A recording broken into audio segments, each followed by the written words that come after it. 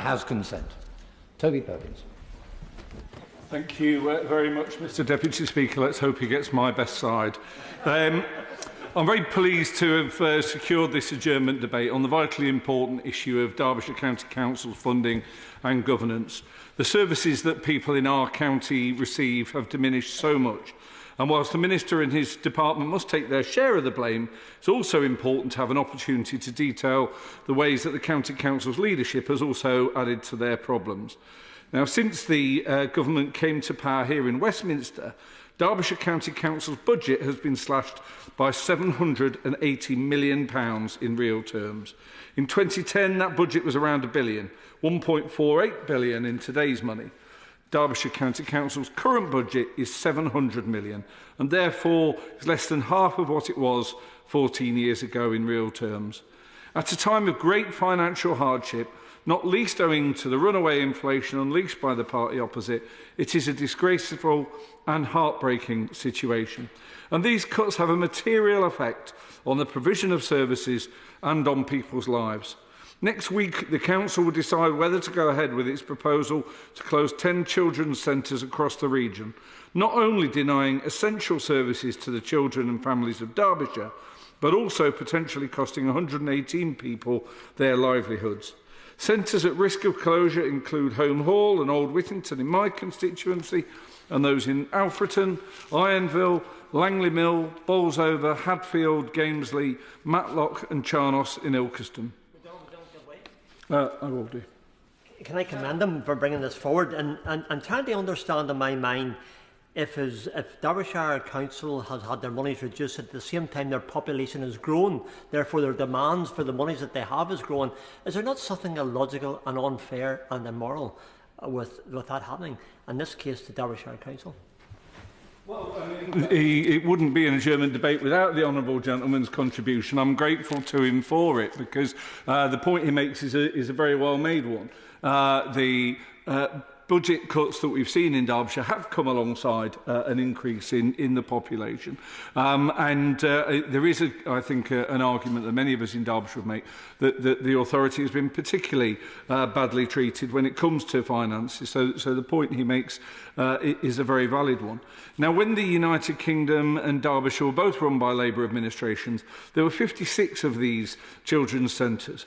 After 14 years, if these plans are approved, there will be just 12.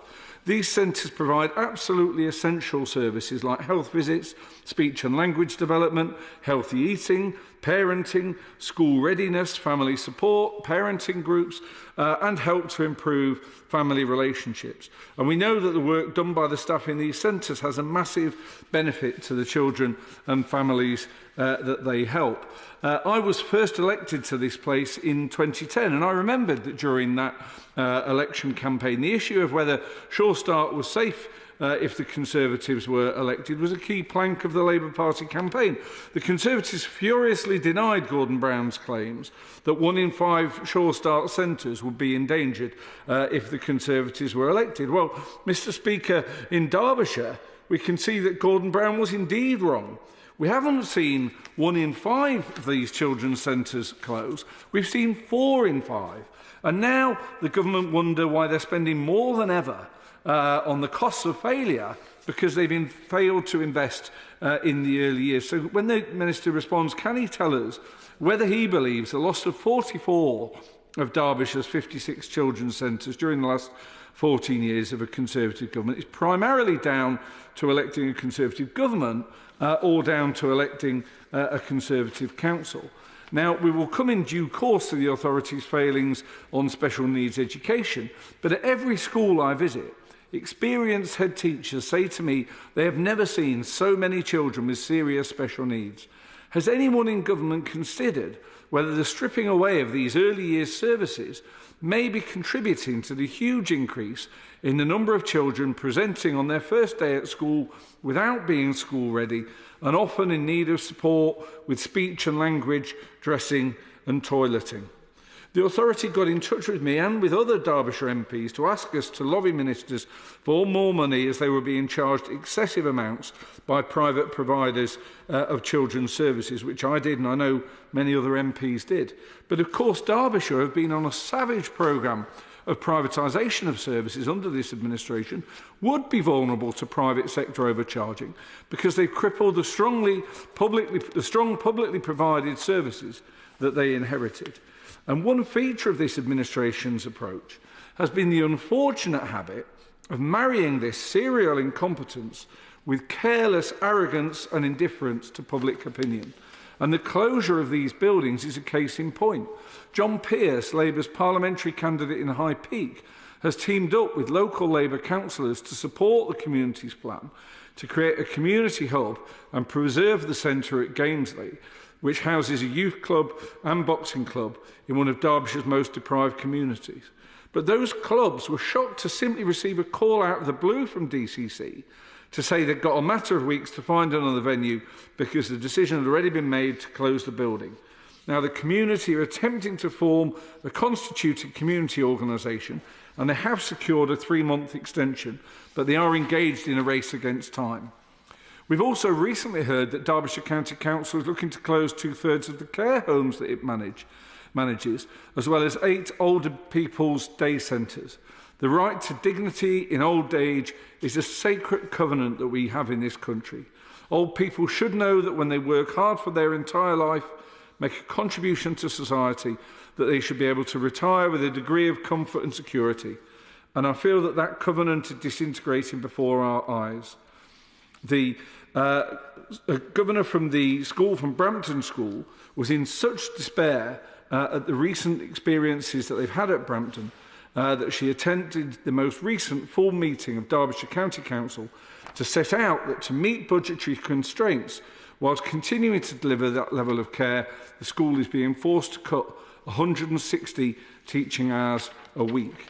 The cost of living crisis, spiralling rents and ever-increasing mortgage rates are destroying this social contract in real time.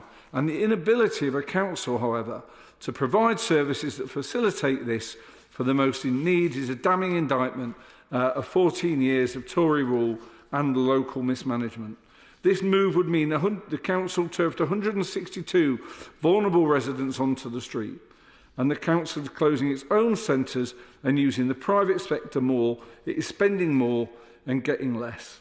Its spending on private care homes has increased by 61% since 2018-19, during the period where the authority closed 7 of their own care homes, losing 156 beds. They've also closed 140 beds in the remaining 16 care homes they have, and have around 30 vacancies. So where is the county's duty of care to those living in its care homes? It's not as if the council are efficient. Whilst Labour-run Chesterfield continues to enjoy the lowest council tax in the county, the Tory administration on the council has raised council tax by almost 5%. And the need for social care for adults is only going to grow and grow as people live longer lives. I'm sure we can all agree, Mr Deputy Speaker, this is a good problem to have, but more funding is needed from government if councils are to be able to provide essential services such as this. So can the Minister set out the guidance he has provided to county councils and authorities to plan for the delivery of services in the context of demographic change and real terms cuts to budgets? The children of Derbyshire are suffering massively under the current council leadership too. Spending on private schools for children with special needs has increased from £5.7 million in 2018-19 to £24 million in 23-24, according to the Schools Forum report, whilst investment in council provision falters. At almost every single one of my weekly surgeries, I have parents in attendance who have children with special needs who are unable to get into a dedicated special needs establishment. Often these children are excluded from their mainstream school, and these children are missing months or in some cases years of their schooling, unable to make a mainstream placement work, but unable to access specialist provision.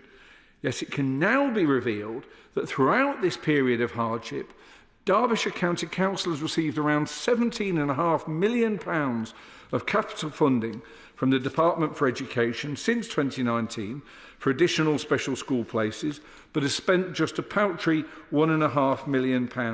That's £16 million, 91% of the budget they have received sat in Derbyshire County Council's coffers, while parents with special needs children lose sleep every night at the lack of provision in our county. It is nothing short of a betrayal of those parents and their children. So what can the Minister do to work with colleagues in the Department for Education to get this dysfunctional authority delivering on special needs placements for Derbyshire children?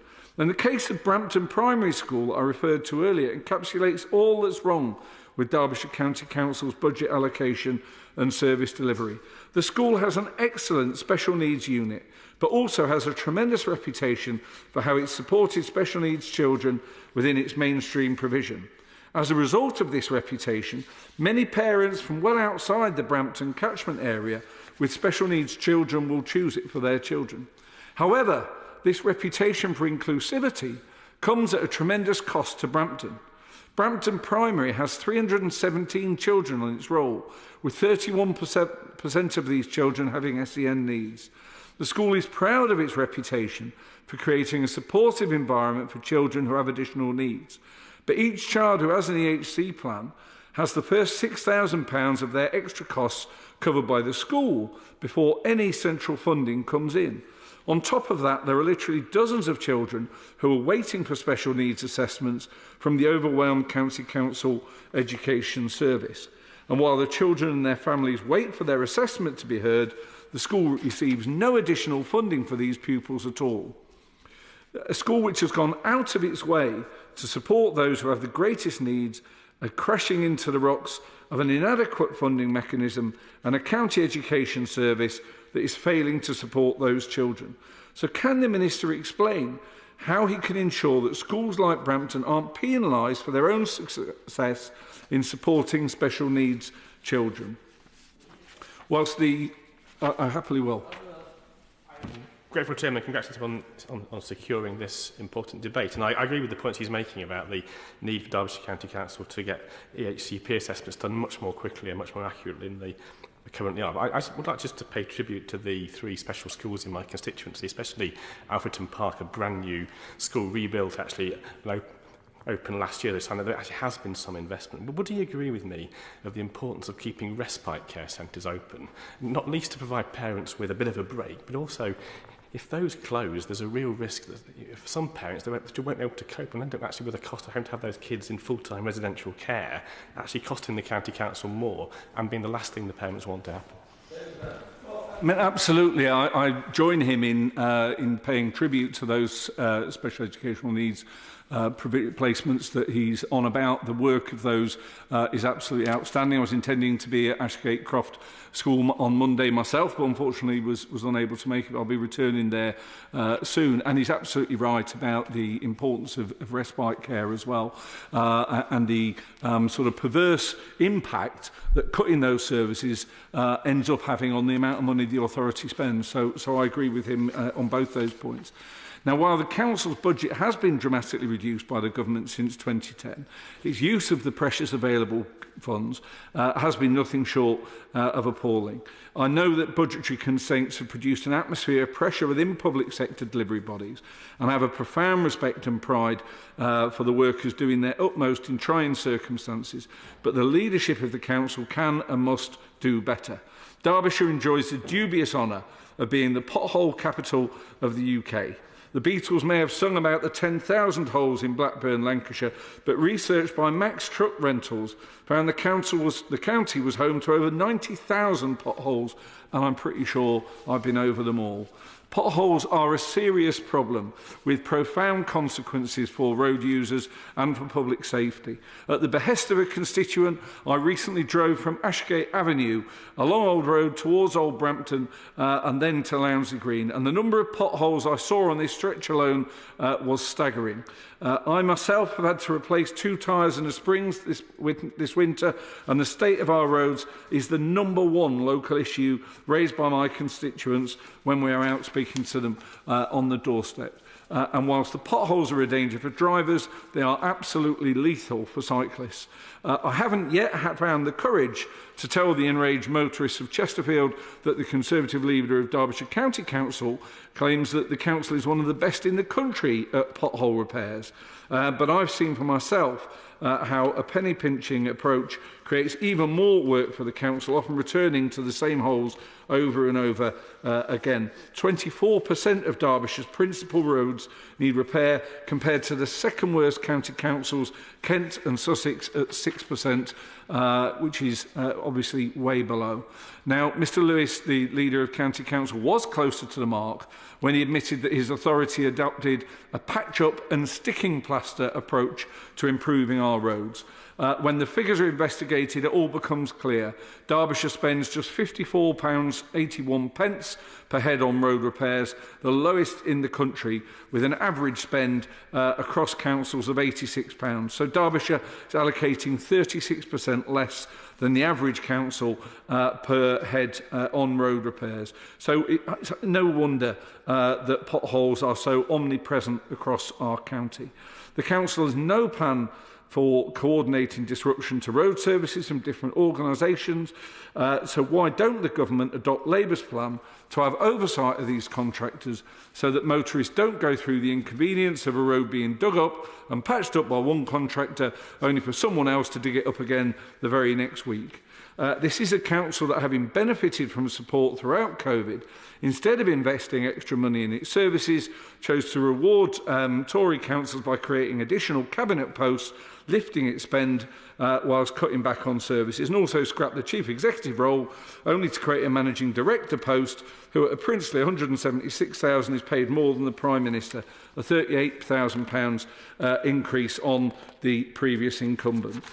So I'm afraid the answers for Derbyshire very much lie at its own door. Now, the services provided by Derbyshire bear no relationship to those that existed in 2009, when both Derbyshire and Britain was run by Labour administrations, and we can't go on like this.